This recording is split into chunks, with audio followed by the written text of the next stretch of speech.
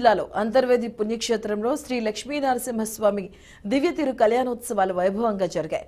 నవ నరసింహ క్షేత్రాలలో అగ్రగామి అయిన అంతర్వేది శ్రీ లక్ష్మీ నరసింహస్వామి దేవస్థానం కళ్యాణోత్సవ శోభతో వెరసిలింది. ఇక వేద మంత్రోచ్చరణలతో సకల దేవతల ఆశీర్వచనాలతో శ్రీ లక్ష్మీ నరసింహస్వామి వారు ఉభయదేవులై భూదేవి శ్రీదేవులను కళ్యాణమాడారు.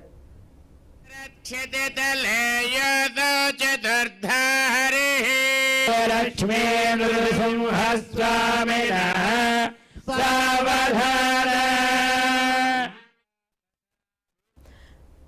అంతర్వేదిలో శ్రీ లక్ష్మీ నరసింహస్వామి వారి కళ్యాణం సోమవారం దశమి రోజు రాత్రి 12:29 ఆరుద్ర నక్షత్రాన వృశ్చిక లగ్నమందు పుష్కరాశి యందు వైభవంగా జరిగింది.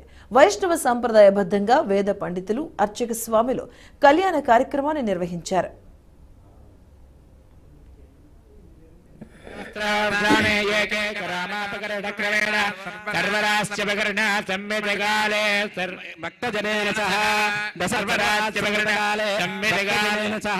శ్రీహరిలోకేన వాససిత్యర్థం తస్య పితॄణాం ఆమోద సమ్మోద ప్రమోద వైకుంఠ.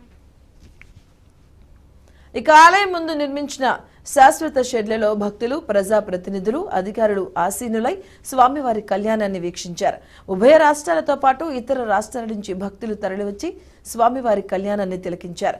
సుమారుగా 4 గంటల పాటు సాగిన ఈ స్వామివారి కళ్యాణాన్ని భక్తులు ఆద్యంతం వీక్షించారు.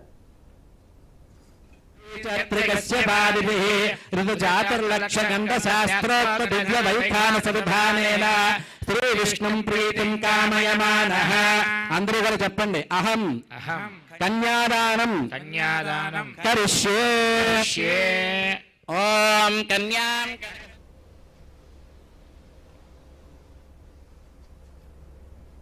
స్వామివారి కళ్యాణోత్సవాల్లో భాగంగా అంతర్వేది పుణ్యక్షేత్రం విద్యుత్ అలంకరణల నడుమ రంగురంగులతో భక్తులకు కనువిందు చేసింది.